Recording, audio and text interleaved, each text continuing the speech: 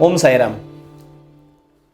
जैसे मैंने आपको पहले वीडियो में बोला था कि बाबा के भक्तों के बारे में हमने रिसर्च करना शुरू कर दिया।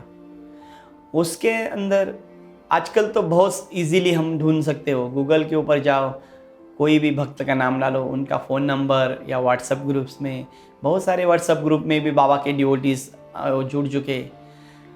लेकिन जब मैंने और मेरी माँ ने जब इनको खोजना शुरू किया, एक असंभव काम था उस टाइम पे। उस असंभव इसलिए बोलना चाहिए, क्या कुछ नहीं था मेरे पास, खाली पुराना एड्रेस हुआ करता था 100 साल पहला बांद्रा। उस टाइम पे जब मैं मुंबई जाता था, मुझे बांद्रा ईस्ट और बांद्रा वेस्ट ये भी है ये भी नहीं मालूम था जब मैंने ये काम शुरू किया था। इसके हम जैसे हम बोलते हैं ना, बाबा हमारे साथ चलते, बाबा हम दिखते नहीं लेकिन हमारे साथ काम करते। इसके बहुत सारे एक्सपीरियंस मुझे आए। मैं साइंसली बोलो, मैं प्रूव करवा सकता हूँ, या कैसा भी आप जैसा बोलोगे। एक बार क्या होता ना, मैं बाबा के जो भक्त थे, दादा साहेब खापर्डे, जो लोकमान्य तिलक जी के लीगली लॉयर थे, वो बाबा के परम भक्त थे, दादा साहेब खापर्डे। उनको ढूंढने के लिए मैं अमरावती चला गया था। अमरावती में उनसे मेरी मुलाकात हुई तो बोला कि सदा आप बहुत दूर से आए हो, और उनका घर अमरावती के राजकमल चौक में है। तो मैं वहाँ पे जाके ढूंढा, मैंने एक कोई होटल, उसमें मैं रुक गया, और उनको सवेरे जाके 9:30 बजे जाके मैं उनको मिला कि ऐसा ऐसा मैं शिरडी से आया हूँ, मैं सदा हूँ, डॉक्टर विनी चितलोरी, हम बुक्स लिख रहे हैं, ऐसे ऐसे उनके 2-3 बुक्स है, मैंने उनको दे दिए, और आपके ग्रैंडफादर के बारे में हमको जानकारी चाहिए। तो बोले ठीक है, लेकिन मुझे कोर्ट का केस है, तो मैं आपको शाम को मिलूँ। तो मैं बोला कोई बात नहीं। तो मैं बोला हाँ।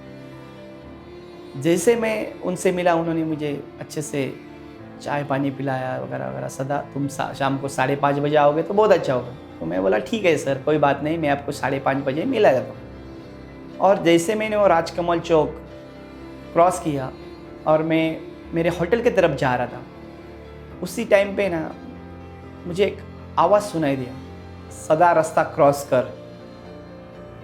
ये शब्द थे, वो लेडीज़ के थे या जेंट्स के थे ये मुझे मालूम है, लेकिन 4 बार बाबा ने बोलना चाहिए, मेरे मन से आवाज़ आता, रास्ता क्रॉस कर, रास्ता क्रॉस कर।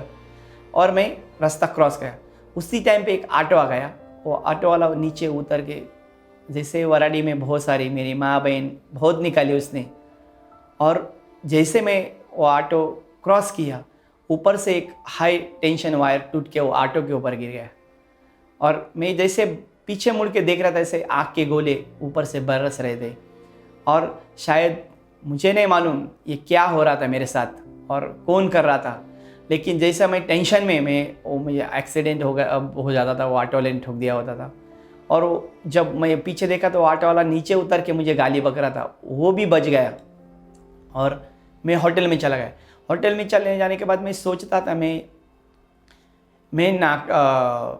औरंगाबाद के आगे कभी गया नहीं हूँ, मुझे कौन आवाज़ देता है सदा रास्ता क्रॉस कर, रास्ता क्रॉस कर। फिर मैं वहाँ पे देखने आया तो सब फायर ब्रिगेड का गाड़ी वगैरह सब, वो ऑटो बुझा रहे थे, सब ये सब चल रहा था। फिर मैं होटल में जाके मैं माँ को फ़ोन किया कि माँ ऐसा ऐसा हुआ, और मुझे समझ में नहीं आ रहा था कि क्या हो रहा है मेरे साथ, कौन आवाज़ दे रहा है। मैं पहली बार इस अमरावती सिटी में, मैं किसी से जान पहचान नहीं, मैं पहली बार अमरावती सिटी में गया, बल्कि औरंगाबाद क्रॉस मैंने पहली बार किया उस टाइम पे, और यहाँ पे मेरे को कौन जानता है। फिर बोलती सदा तू, मेरी माँ मुझे बोलती है, सदा तुझे समझ में नहीं आया अभी तक क्या कौन बात कर रहा है, ये बाबा के छोड़ के कौन आवाज़ दे सकता है, रास्ता क्रॉस कर, सदा रास्ता क्रॉस कर। और उस जैसे हम बोलते हैं ना, बड़ा हादसा होने से शायद मेरी मौत भी हो सकती थी। वो ऑटो पूरा मेरे सामने जल रहा है, और वो ऑटो वाला बच गया, और सब वो देखने से मेरे को इतना।